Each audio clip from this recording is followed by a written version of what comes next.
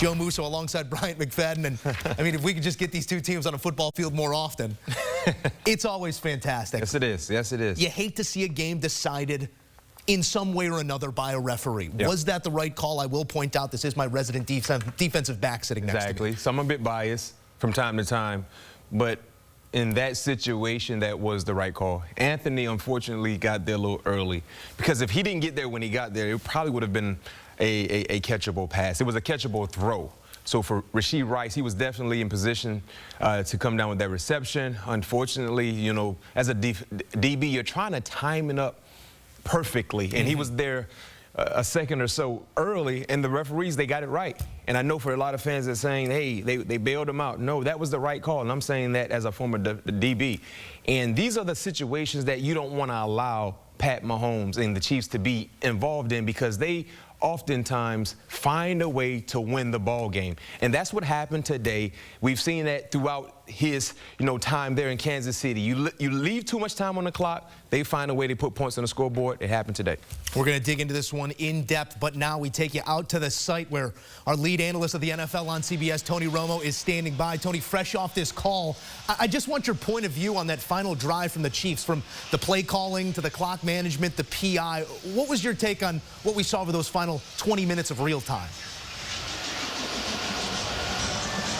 Well, I think we see this happen a lot, in the NFL late in games. It's just the poise, to just finish the play, because, your blood pressure gets ramped up, your nerves are all ramped up. And, Anthony actually had two pretty good plays out there.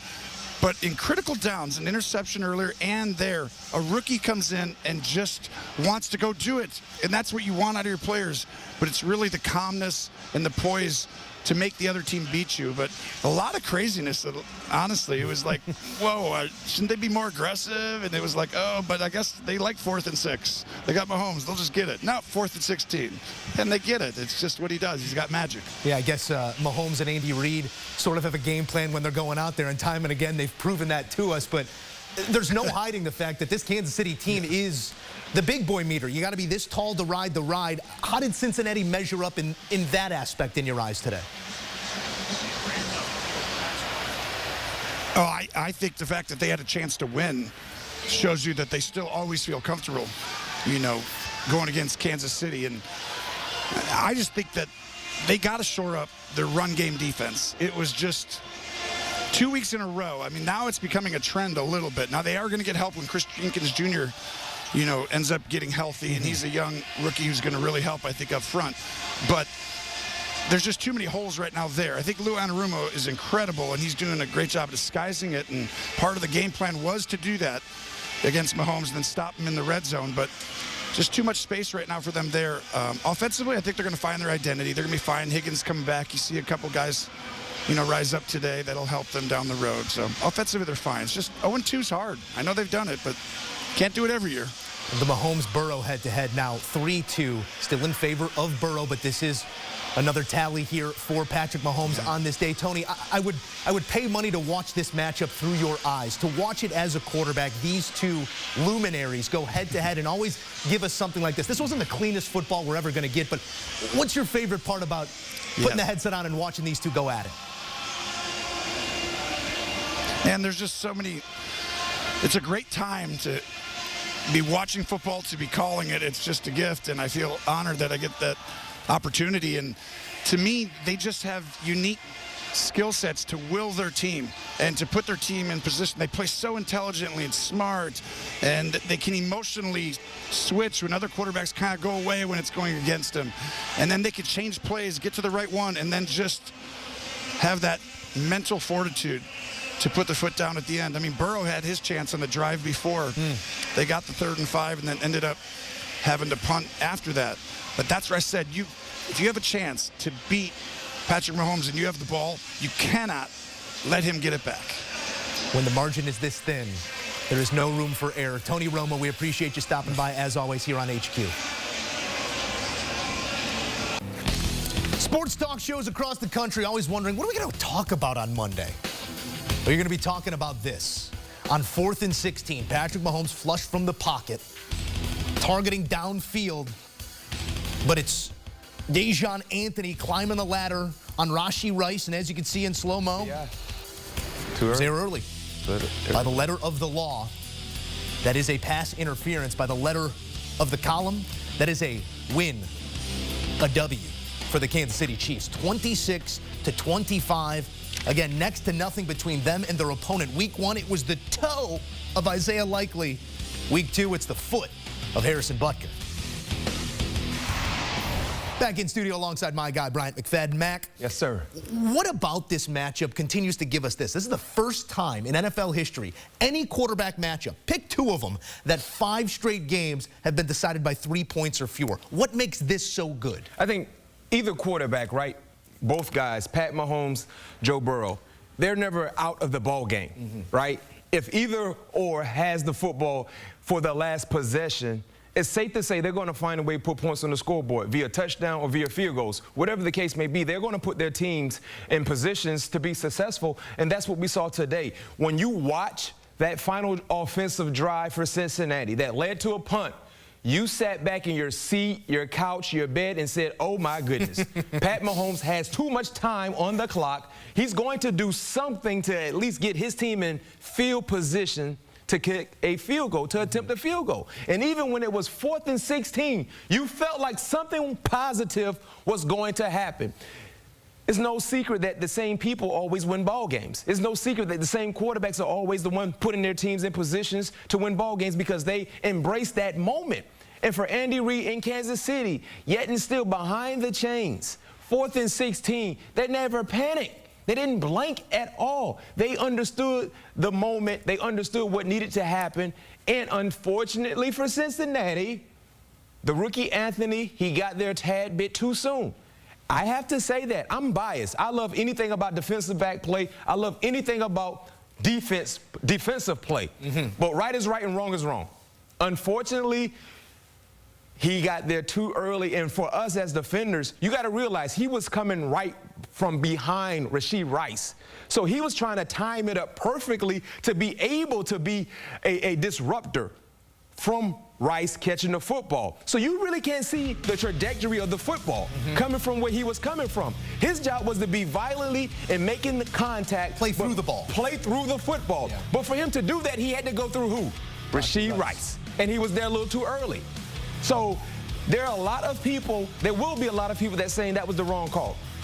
No, when you watch it in slow motion, that was the right call. He was there a second or two too soon. And we know in today's NFL world, that is PI. Yeah. It seems to be unfair, but that's how they call the game. And in that situation, the referees, they got it right. And to your point about Pat Mahomes and the almost inevitable feel when he has that ball, even when trailing. Last 5 times Patrick Mahomes has faced a 7 or more point deficit in a football game, his team has gone on to win that game. So even when you got them down on the mat, you have to finish. This was about as human as you're going to see Patrick Mahomes on any given day. 18 of 25 for $151, 2 touchdowns, 2 interceptions. He doesn't give away the ball at that rate either. And if you're not going to get it today, the question becomes when. But I want to shift the focus here to Kansas City and what they can take away from these first 2 games, because they dominate much of that game against the Ravens, but then it gets spotty there as they let them drive down the field at the end. This game, a bit of a back and forth, and you feel like you escaped with one. We haven't seen the full form of these Kansas City Chiefs yet. You got to be feeling good to be 2-0 after these 2 efforts. We haven't seen the full form for Kansas City, but they're undefeated. And they played against 2 high-level teams. Right? Scary. They had the benefit of playing those 2 teams right there in the backyard, but they won. Now, moving forward for Kansas City, we would love to see cleaner football from Pat Mahomes, right? And we would love to see eventually, too, Joe, Travis Kelce. We would love to see Travis Kelce become more involved in the game plan for the Chiefs. I got him 1 for 5. And 3 targets, 1 reception, 5 yards for Travis Kelce. 1 reception for 5 yards, right? He didn't do a lot last week against the Ravens either, but they had Worthy and some other guys step up to the plate and play big-time football. The passing game today was missing. Yeah. It was missing. It was all about the running game for Kansas City. The running game and the defense.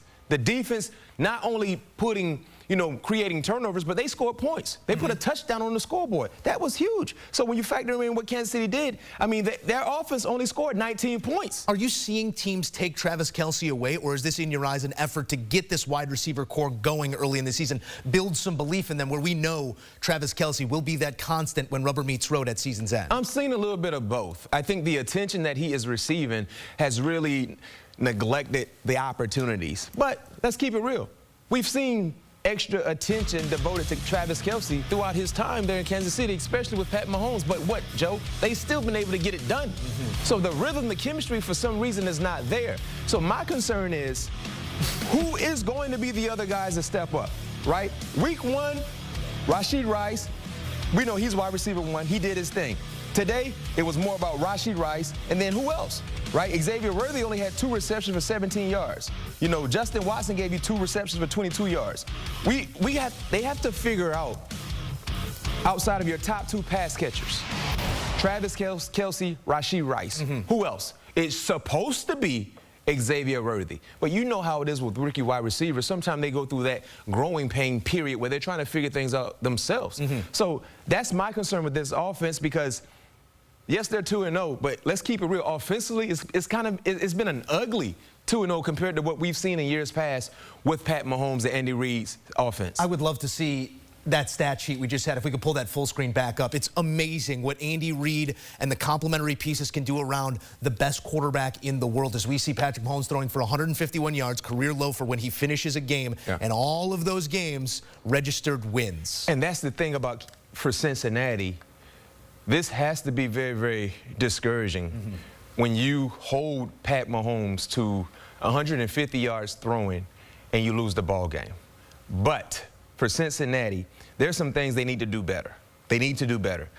The run defense has been poor. Now, I know you've been dealing with injuries. You lost some guys today. But you have to find a way to efface the opposing offense's running game out of the game plan. New England ran the ball well last week, right? You look at Kansas City, they ran the ball as a team offensively this week against you. You're not stopping the run. That's an issue. Secondly, when you're playing against a team like Kansas City with Pat Mahomes, you cannot have forced turnovers. Not only that, that turnover, that fumble by Joe Burrow, which was his only blemish, led to 7 points. You didn't give your defense an opportunity to step on the football field and to be able to defend every blade of grass that was behind them. And lastly, for me, Cincinnati, you're missing Joe Mixon. You don't have a closer anymore. Yeah. That last offensive drive, if you had a closer that can get the dirty yards the positive way, Pat Mahomes would not have received the football to attempt a game-winning field goal. Because when you have a closer, that 4-minute offense, it is super consistent and productive because you're running the football while utilizing the clock. You look at what Joe Mixon did for Houston last week, week 1, on the road, Indy. 4-minute offense, guess who had the football? Joe Mixon. Guess who was leaning on defenders? Joe Mixon, getting positive yards. When you don't have that in your arsenal, you become one-dimensional in a moment where you need to close ball games out while utilizing the clock and not throwing the football. It's a fantastic observation. It is a huge loss for that offense, but what remains the same is the fact that Joe Burrow, these Cincinnati Bengals, to start seasons, always start slow. 1-9 now in weeks 1 and 2. That's the silver lining. They do this. 1-9 in weeks 1 and 2 in Joe Burrow's career. 0-2 starts in 3 consecutive seasons. No team has made it to the playoffs all 3 years after going 0-2 to start. We will see if they can do it. Good news, got some help on the way. Commanders, Panthers, a big one with the Ravens, and then the Giants looking for Cincinnati to turn things around.